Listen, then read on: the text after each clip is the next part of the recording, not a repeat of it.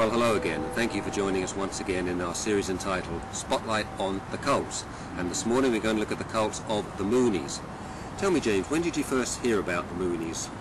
Well, I became a Christian 5 years ago, and I wanted to know about other religions and other groups and how they understood the concept of the biblical Jesus Christ. And of course the Moonies have long been known to me as a very infamous and quite a wicked North American cult. Indeed, they enjoy sending their disciples out for 14 hours a day, selling daffodils and flowers on the streets.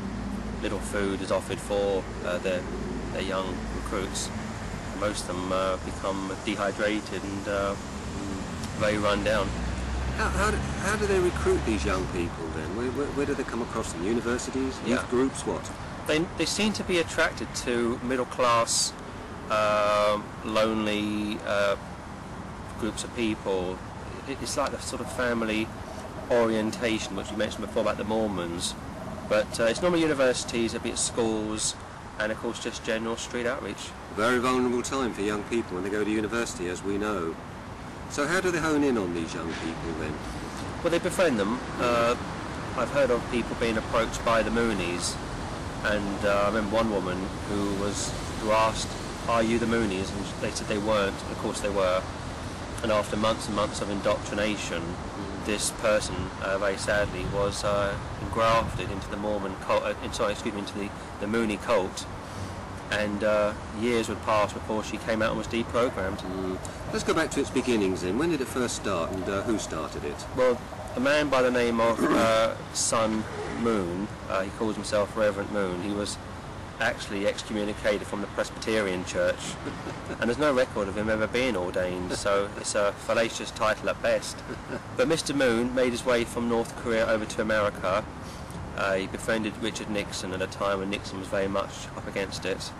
A lot of what Mr. Moon uses is classic brainwashing techniques. Where would he have learnt all this then? This sounds like the North Korean secret police tactics to me, the Manchurian Candidate, if I remember. Well, one of his sons actually said that his father learnt the brainwashing techniques when he was a prisoner of war, POW in the Korean War of the 1950s, and he was able to mimic the techniques used by the brutal prison guards to his unsuspecting disciples. So he could have been a stoolie, really, who was working for both sides here then, maybe? He might have been a double agent. It's interesting that towards the end of the late leader of North Korea, his name escapes me. Kim Il-sung. Kim Il-sung, that was it. Senior. The two made up. They became quite close friends. Interesting. And yet for many years Moon hated the communists. So it's my belief that Moon could well have been a double agent, perhaps. He's certainly a Freemason. You can see that by the photograph with him and Richard Nixon, which you'll see on the screen very shortly. Now, you say he befriended Richard Nixon. I presume this is time just after Nixon had lost the 1960 presidential race against John Kennedy. No, it was later on. It was during his first term. Right. At the height of the Vietnam War, yes. Which was a very unpopular war, as you remember. And he was able to... What he did was quite clever, really. The press always hated Nixon, Tricky Dick as they called him.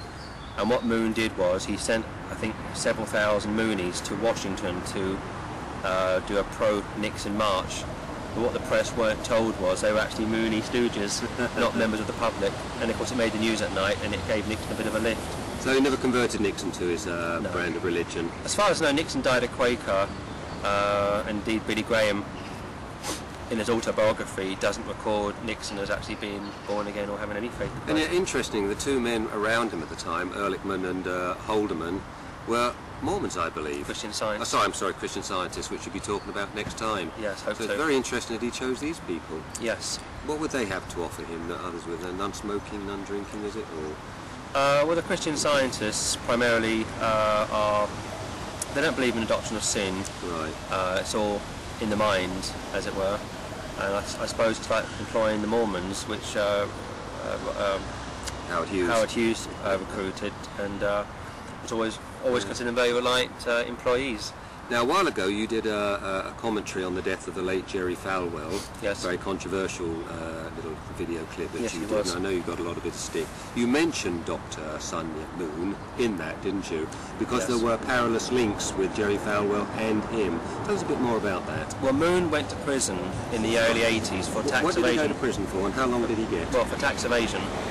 And he served, I think, 18 months. Did he? And Falwell tried to get Nixon to pardon him. Sorry, tried to get Reagan to pardon him. But no good. No, he had to serve at least half of his time. A lot of money was exchanged between Moon and Falwell. Indeed, the figures will be on the screen now, so you can see how much money we're talking about. But I say Falwell and Moon are very close business associates, which is quite concerning, really, because Falwell offered himself as a fundamentalist Baptist, but my research into the late Mr. Reverend Falwell suggests that he was certainly an apostate at best. So perhaps both sides were helping each other, you know, to wash each other's hands, so to speak. I think so. Sonia Moon still alive? Yes, he's in his 80s now. He's had a checkered past. He's lost two of his sons have died. One son died in a car crash at 17, and we're told that his spirit communes with Falwell, which is rather demonic. Yes. Another son fell out of a window in Las Vegas and died. What was he doing in Las Vegas, I wonder? We're not told how he actually died. It's a bit of a mysterious death, but nonetheless, he died in mysterious circumstances. And we're told that when Falwell's son died, he went to heaven apparently, and Jesus had to bow down to Moon Jr., such is their high view of himself. So he obviously told his father this thing. Well, apparently they commune with each other, Right. so a bit of clairvoyancy going on here. And a fast-growing cult? It is a cult, isn't it? It is certainly a cult, no doubt about it. Very popular in America, or at least it was in the 80s and 90s. Still going today, but not so well reported in the British press. Never hear much about it. And I don't think I've ever met a member of it. No, nor have I. know. And I don't know any celebrities. Any celebrities got hooked into it that you know of? Don't think so, not off the top of my head, no. Should we be concerned about this cult as the other ones, and why should we be concerned? Any cult, any group that steals the glory from Christ. I mean, indeed, this Reverend Moon considers himself to be the Messiah. So many of them do. Yeah, unfortunately his lifestyle doesn't match up.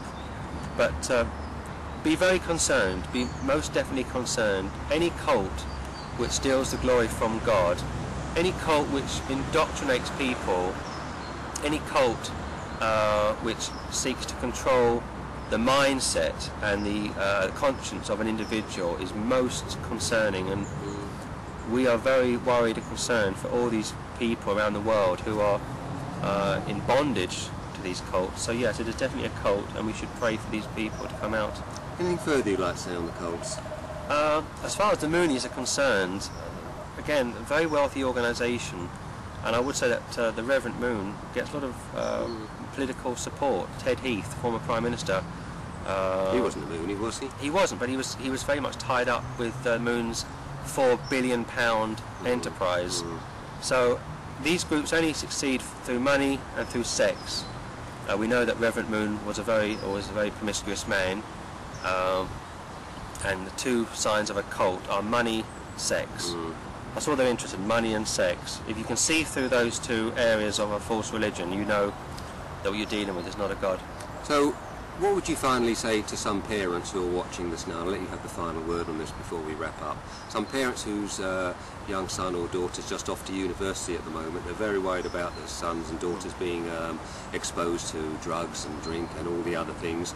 What would you say to them about possible cults that might be in the universities? Not just the Moonies, but other ones. We know an individual who was a very gifted musician. He went to university in London. He destroyed his life. He got into drink, drugs, and he's a bundle of nerves. Now, we've known him on and off for some years now, but he'd be the first to admit that university is a very vulnerable place for people who are going through the higher education schooling. As far as the cults are concerned, they are very much organised and out and about to indoctrinate your children. If you are a Christian and you're watching this video and you have children who are going to university soon, you need to sit down with them and explain to them the dangers of the cults And a book that I would recommend for anybody who wants to go into this in a much more detailed and finite way would be to get hold of The Kingdom of the Cults by Walter Martin. Late Walter Martin. The Kingdom of the Cults by the late Walter Martin. It's a very good book. You can get it off Amazon. I suggest you get it, read it, and share whatever information you can find from that book with your family members. But above all, pray for your relatives, your friends who are going off to university. And of course, without Christ, you will be very susceptible to this. Indeed, somebody once said that he that believes in nothing will fall for anything.